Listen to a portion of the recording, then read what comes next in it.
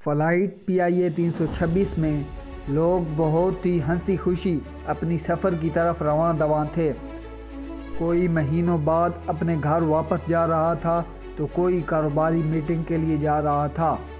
کسی کو کیا پتہ تھا کہ وہ جس جگہ جا رہے ہیں آج وہ وہاں پہ لینڈ نہیں کر سکیں گے۔ ایک بار پھر ہسٹری بائی نظام کی ویڈیوز میں خوش آمدید۔ PIA 326 2 مارچ 1981 کو کراچی سے پشاور کے لیے اڑان بھرتا ہے۔ یہ فلائٹ معمول کی فلائٹ تھی۔ اس میں 148 مسافر تھے اور 12 عملے کے لوگ تھے، جن میں 3 ایسے لوگ بھی شامل تھے جو اس فلائٹ کو ہیک کرنا چاہتے تھے۔ ان کے نام سلام اللہ ٹیپو، ناصر جمال اور ارشد چنگیزی تھے۔ یہ 3 لوگ ایک ایسی تنظیم سے تعلق رکھتے تھے جو کہ پاکستان کے سابق وزیر اعظم ذوالفقار علی بھٹو کے بیٹے مرتضیٰ علی بھٹو کی بنائی ہوئی تھی، جس کا مقصد صرف اس وقت کے صدر جنرل ضیاء الحق سے بدلہ لینا تھا۔ یہ بدلہ سابق وزیر اعظم ذوالفقار علی بھٹو کا بدلہ تھا، کیونکہ سابق صدر ضیاء الحق کے دور میں ذوالفقار علی بھٹو کو پھانسی دی گئی تھی۔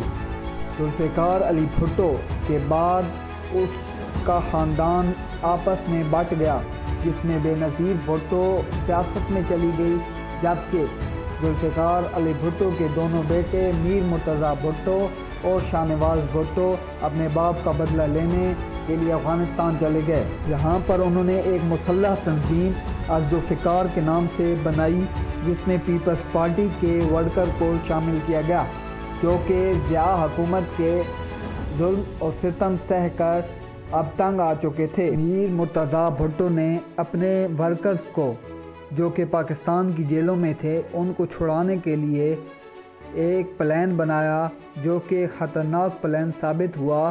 وہ یہ تھا کہ ایک جہاز کو ہائی جیک کر لیا جائے۔ اب اس کے بعد ایک سوال اٹھا کہ جہاز کو ہائی جیک کرے گا کون؟ تو ان کو ایک شخص ملا جو کہ ضیاء حکومت سے بہت تنگ تھا، جس کا نام سلام اللہ ٹیپو تھا۔ یہ ایک طرح کا اس تنظیم کا پہلا آرمی چیف تھا۔ میر مرتضیٰ بھٹو نے سلام اللہ ٹیپو کے ساتھ جہاز ہائی جیک کرنے کا منصوبہ بنایا اور اس کو یہ ٹارگٹ دیا گیا، جس کے بعد سلام اللہ ٹیپو 1981 میں واپس کراچی آیا اور اس نے اس منصوبے پر عمل کرنا شروع کر دیا۔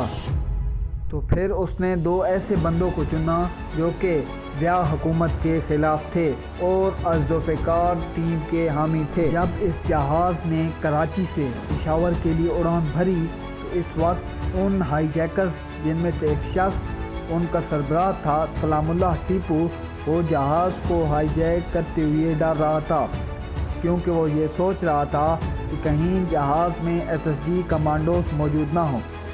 اس ڈر کی وجہ سے جہاز اب بالکل پشاور کے قریب میاں والی کی فضاؤں میں پہنچ چکا تھا، تو انہوں نے جہاز کو ہائی جیک کر لیا۔ جیسے ہی لوگوں کو یہ پتہ چلا کہ اب جہاز ہائی جیک ہو چکا ہے، تو وہاں بیٹھے افراد خوف کے مارے کپ کپانے لگ گئے تھے، اس خوف کی وجہ سے کہ اب وہ کب اپنے گھر واپس جا سکیں گے۔ ان کے چہرے زرد ہو گئے تھے۔ ہائی جیکرز نے پائلٹ کو کابل جانے کا کہا، جو کہ افغانستان کا دارالحکومت ہے، جہاں سے افغانستان حکومت کی مدد سے پاکستانی حکومت سے مذاکرات شروع ہو گئے۔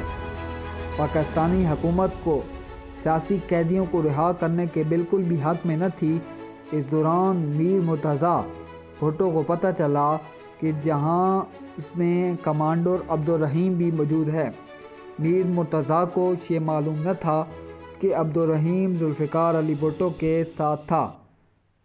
اس معلوم نہ ہونے کی وجہ سے میر مرتضیٰ نے عبدالرحیم کو قتل کرنے کا حکم دے دیا اور اس کو جہاز کے سامنے کھڑا کر کے قتل کر دیا گیا۔ ہائی جیکرز نے خیر سگالی کے طور پر بوڑھوں، بچوں اور عورتوں کو چھوڑ دیا تھا، پھر بھی پاکستانی حکومت سیاسی قیدیوں کو رہا کرنے کے موڈ میں نہ تھی، تو ہائی جیکرز نے جہاز کو دمشق لے جانے کا ارادہ کیا اور پائلٹ کو شام کی دارالحکومت دمشق لے جانے کا کہا۔ جب جہاز دمشق پہنچ گیا تو پاکستانی حکومت پر بھی دباؤ پڑنے لگا، جس کی وجہ سے پاکستانی حکومت نے سیاسی قیدیوں کو رہا کر کے دمشق پہنچا دیا، اور اس طرح 13 دن لمبی ہائی جیکنگ اپنے انجام کو پہنچی اور جہاز کو دوبارہ پشاور 13 دن بعد لینڈ کر دیا گیا۔ اس ہائی جیکنگ کا جو مرکزی کردار تھا، سلام اللہ ٹیپو کو افغانستان کی حکومت نے پھانسی دے دی۔ اگر آپ نے اسی طرح کی انفارمیٹیو ویڈیو دیکھنی ہے تو ہمارے چینل کو لائک، سبسکرائب اور شیئر کر دیں۔ شکریہ۔